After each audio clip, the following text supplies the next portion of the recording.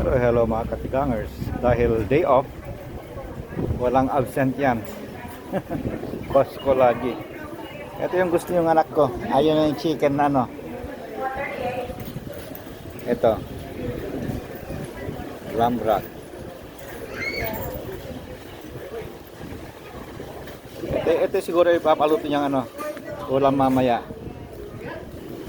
Kaya ito yung binili namin. Hindi kami, at saka ang ulam ko naman, ito, tilapia.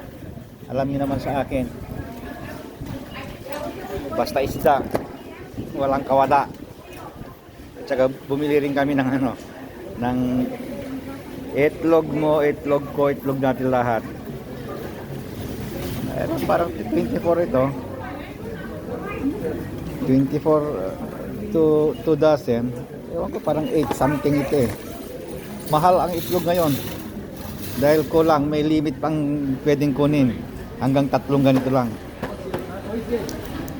At saka bumili rin ako ng saging ni Pasing na ito yung nagustuhan ko itong organic kasi hindi basta yung magkakaroon ng batik-batik na ano pag hinog na mga 3 araw, 4 na araw, 5 araw talagang hinog na ano na may batik-batik ng ano na itim.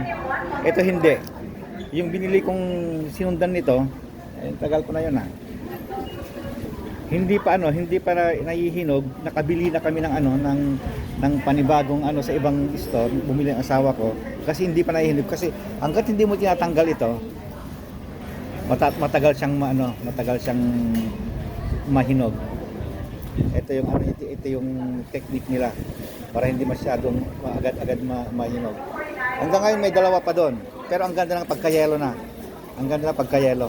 Kaya bumili ulit ako. Pero ang grapes hindi kasi andun pa yung grapes.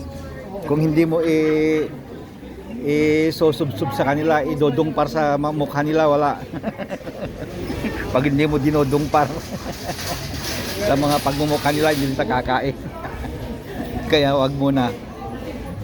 At saka mga apple, wala. Andun pa. Pag hindi mo idodungpar, bumibili yung asawa ko, yung mga ano, kung ano-anong binibili.